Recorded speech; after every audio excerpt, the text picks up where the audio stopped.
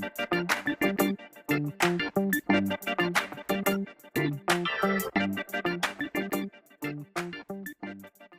this is Antara Kata and this is the Art of Forgiving Between Us bersama aku Rizka sebagai host podcast hari ini. Dan di sini kita sudah bersama Ibu Hudania SPSM, psikolog, sebagai dosen Fakultas Psikologi dari Universitas Muhammadiyah Malang. Terima kasih Ibu sudah datang.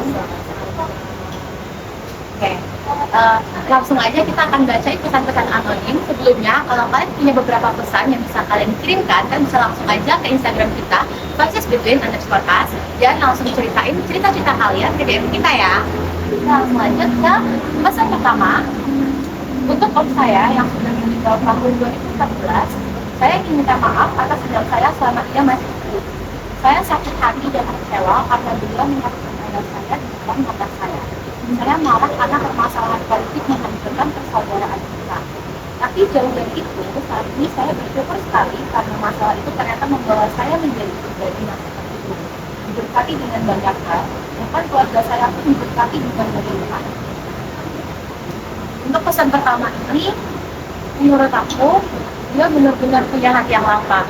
Karena meskipun disakiti pun, dia masih bisa memaafkan orang yang menyakiti dia dan bahkan keluarganya di depan mata dia sendiri. Nah, kalau misalnya dari ibunya,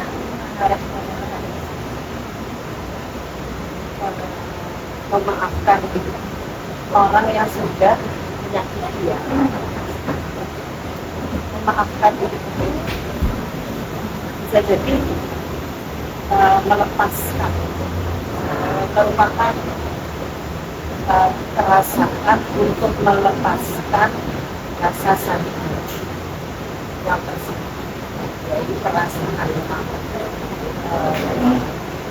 melepaskan tergantung bagaimana dendam atau kualitas rasa marah yang dia simpan.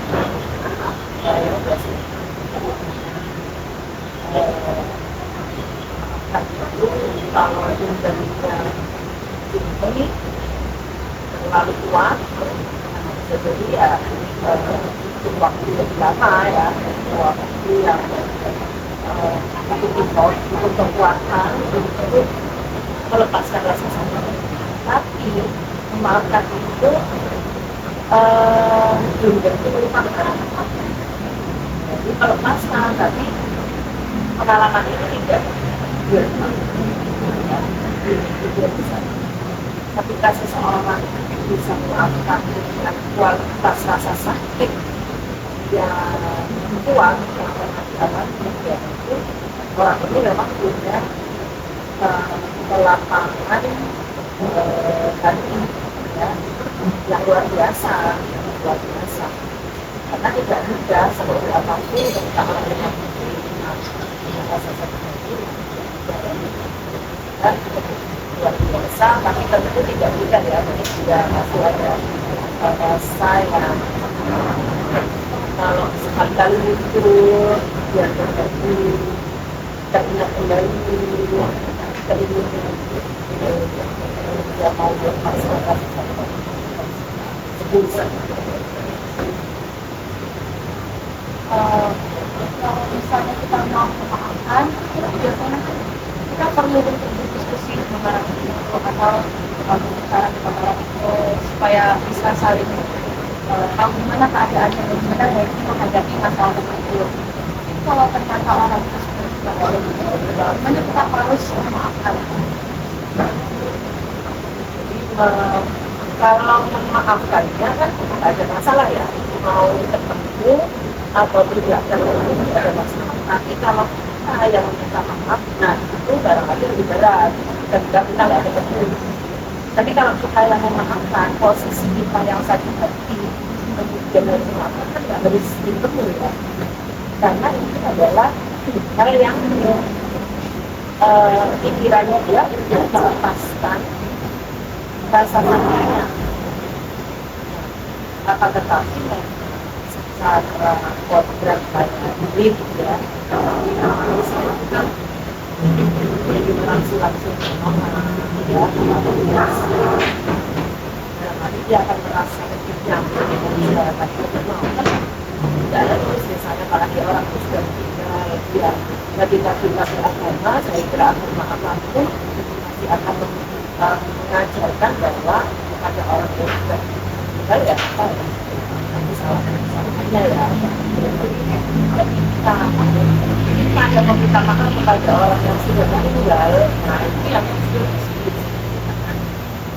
orang ketika kita punya kesalahan minta maaf dia sudah ada. Nah ini yang menjadi beban.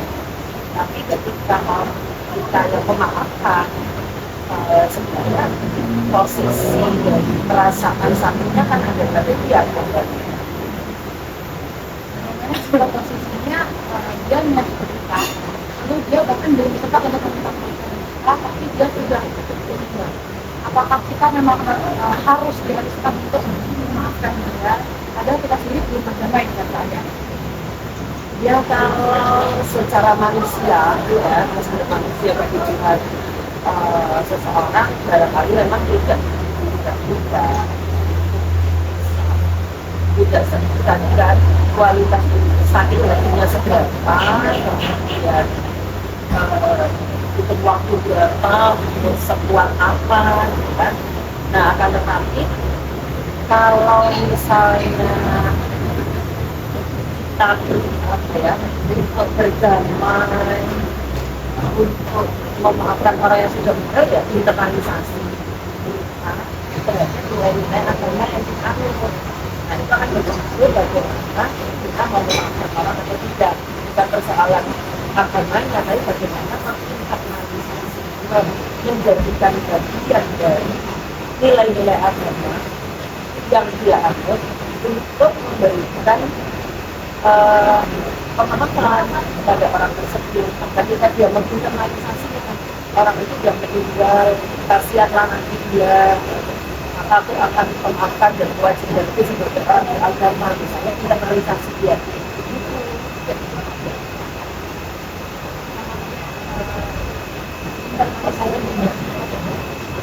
Ya dia masih menyimpan memaafkan secara itu kan.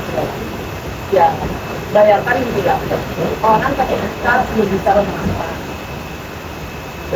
kita bawa tas ransel, isinya itu rasa sakit hati yang belum kita lepas, berat ya, berat ya. Tapi kalau kita sedikit bebannya tadi batu yang kita bawa di tas ransel tadi kita taruh sana, kira-kira lebih ringan atau tetap berat. Itulah anak-anak. Ketika kita menyesal terus menerus, maka yang ada adalah kesehatan mental kita. Bagaimana rasa berat di punggung itu akan terus kita bawa ke mana? Bagaimana kita melakukan dan itu memang lebih berperjalanan itu kali makanan belajar. Kemudian mungkin kita sebagai manusia pemaknaan dia bahwa sebagai manusia juga tidak mungkin kita tidak pernah bersama. Tidak semua orang suka sama kita. Mungkin kita secara tidak sengaja juga pernah menyakiti orang. Dan orang juga tidak memaafkan kita. Tahu tadi dia juga mungkin pengalaman-pengalaman hidup, perpadanan usia, perjalanan hidup yang dijalani, pembelajaran hidup itu akan mengajarkan itu proses. Apalagi kalau misalnya yang sakit hati lagi remaja, ya masih tidak pasti masih ada gejolak dengan dirinya. Nah, tapi nanti kalau dia bertambah bekerja, ada interaksi yang lebih luas, mungkin tidak bukan ada beberapa atau bersatu, tapi tetap tidak memaafkan orang. ya namanya kalau belum memaafkan kalau memaafkan kan berarti itu kita taruh dari dalam mungkin orang memberikan tanah yang lain ke saya misalnya batu kan. Nah nanti bulan depan tahun depan barangkali ada pengalaman hidup kita yang membuat kita pengalaman yang seperti ini membuat aku lebih baik dari hidup ini. Nah satu lagi berarti tidak meletakkan batu itu kan nanti juga tidak bisa mungkin sekaligus. Jadi kalau kita menambah perjalanan hidup dan membuat nilai positif dalam hidup, itu artinya kan meletakkan satu level satu. Kalau masih bawa kan berarti maafnya gimana? Masih disimpan aja gitu ya. Jadi sender tadi itu dia sudah berusaha pelan-pelan meletakkan dia dan sudah menganggap bahwa kejadian itu membuat dia menjadi dirinya yang sekarang. Itu kan proses kan, tidak instan. Perjalanan hidup itu tidak ada yang instan. Jadi pasti cuman bagaimana kita memaknai, kita butuh cermin ya dari orang lain. Makanya diwajibkan kita untuk belajar seumur hidup. Kita sebenarnya pelajaran Sender kamu udah keren banget karena sudah bisa udah memiliki hati yang lebar, yang membuka diri untuk memaafkan, maka meskipun orang itu seperti aja. Kita bisa lanjut ke pesan kedua, ini juga tentang memaafkan. Saya meminta maaf pada orang yang pernah melakukan ini kepada saya. Saya menganggap bahwa orang tersebut luar biasa jahat dan tidak berhak untuk diampuni. Tapi seminggu terakhir, saya mengetahui fakta bahwa hidupnya jauh lebih menyenangkan dari saya. Saya meminta maaf karena menganggap dia jahat, bahkan tidak layak untuk diampuni. Jadi, dia ternyata tuh korban bullying, tapi dia bahkan memikirkan perasaan dari pelaku yang membunuh dia. Dan dia malah merasa kasihan kepada pelaku tersebut karena pelaku tersebut hidupnya menurut dia jauh lebih menderita daripada dia. Dia malah dia yang akhirnya minta maaf. Kalau dari itu kan gimana? ya luar biasa ya. Sama dengan yang curhatan pertama ya. Artinya tadi memaafkan atau apapun ya, perjalanan hidup kita itu akan menentukan bagaimana kita menjadi maaf, bagaimana kita menjadi lebih wise ya, bagaimana kita menjadi lebih terbuka di dalam memandang suatu persoalan, satu kesulitan hidup. Itu luar biasa ya.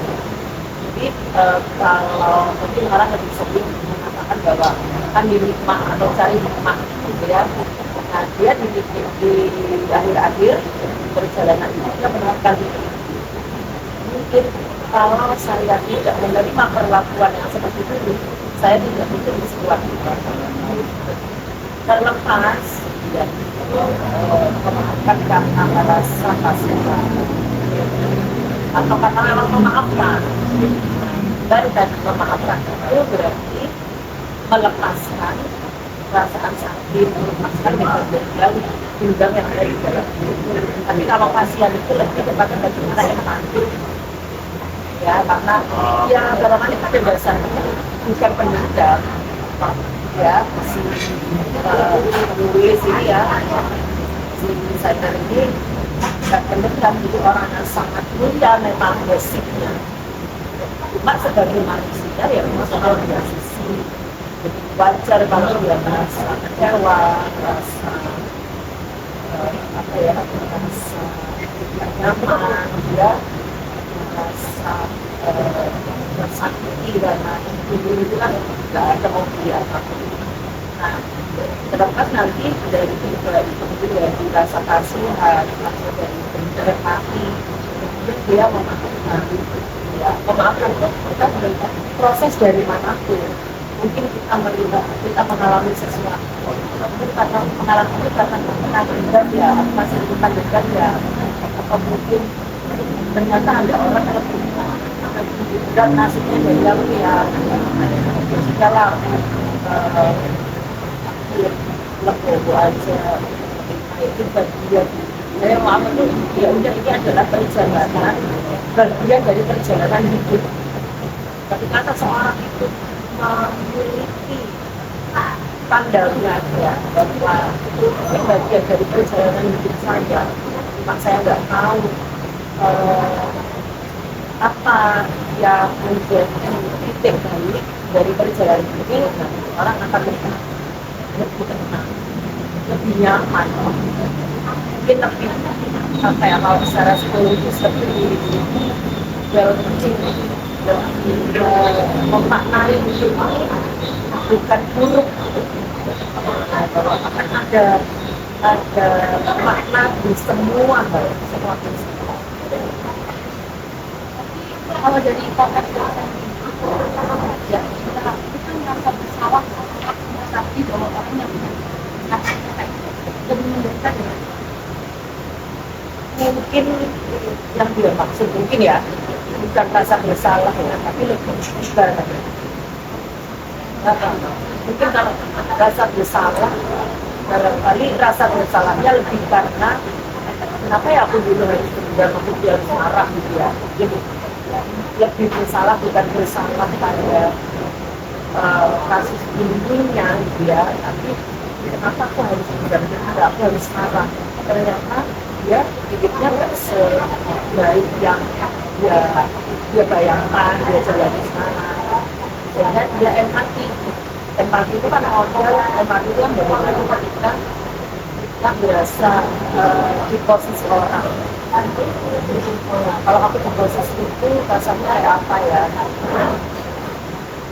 Itu wajar dia merasakan hal itu karena Empati ya, itu suatu proses yang itu saling mungkin jadi kembali ke orang. Memang lebih baik seorang itu tidak tahu kembalinya atau lebih baik dia tahu kalau nanti dia akan memiliki dari itu. sebenarnya setiap orang itu menemukan titik balik, tapi itu yang titik balik itu sebenarnya kan membuat dia bahagia, membuat kita itu introspeksi dan kekurangan sangat keadaan semakin saya potensi saya apa sebenarnya kan kekurangan ya, tapi harus dikembangkan arah positif, arah pengembangan diri kita nanti merangkang ya kan, arahnya yang positif dan itu oke saya gitu, oke memang enak tapi susahnya semangat, tapi sekarang itu bisa perjuangan diri bisa dan buat banyak orang lain. Sebaliknya itu adalah hal yang membuat dia merasakan hal atau trauma misalnya tiba-tiba bisa ditinggalkan oleh seseorang, dia akan merasakan apakah dia akan merasakan pada saat itu bahwa dia Kalau ini setiap orang tadi pengalaman berbeda, keinginan untuk berkembang berbeda, setiap orang menemukannya pasti jalan. setiap orang akan menemukan kebahagiaan dan titik balik itu bisa jadi juga cara mereka berdamai dengan keadaan dan memaafkan satu sama lain dan keadaan Ya, proses masing-masing orang punya poin yang berbeda, dan starting point yang berbeda, karena pengalamannya jalan kita juga berbeda. Dan misalnya tinggal itu bisa dia pengalaman juga, tapi bisa juga dari misalnya konsultasi apa atau itu biaya. Kalau bahasa psikologinya insight lah ya, insight mendapat biaya karena itu ya punya insight. berarti untuk kesalahan dari kedua sender ini mereka kan sama-sama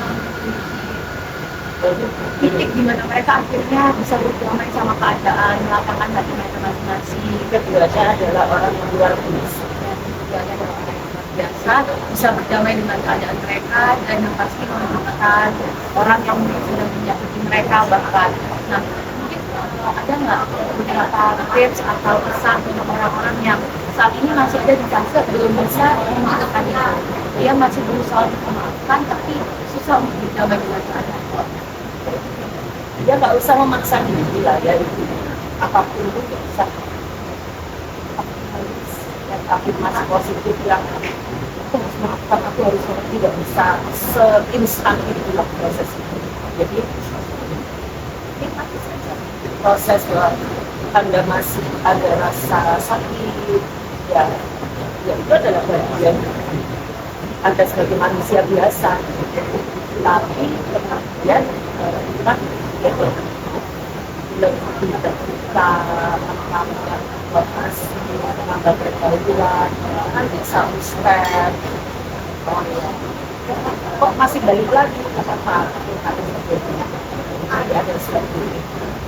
Intinya hidup itu adalah proses, termasuk memaafkan itu adalah proses. Jadi semuanya tuh dinikmati, dijalani, bahkan termasuk memaafkan, menjalani kesalahan itu. Oke. Sepertinya sampai situ dulu pesan-pesan yang kita bacakan untuk hari ini. Terima kasih untuk segmen pertama dan segmen kedua yang sudah memberikan pesan-pesannya. Untuk kalian yang belum memberikan cerita kalian, kalian bisa langsung cek ke Instagram kita dan langsung ke DM untuk mendengarkan cerita kalian di situ ya. Siapa tahu bisa dibacakan lagi dan mendapat insight-insight baru dari Aki. Nah, untuk dan terima kasih atas waktunya bisa sharing-sharing bersama kita di sini bersama kata-kata dan fasilitas. Terima kasih juga untuk yang sudah nonton. Jangan lupa komen, klik like, dan juga subscribe. Perhatikan juga episode-episode kita berikutnya.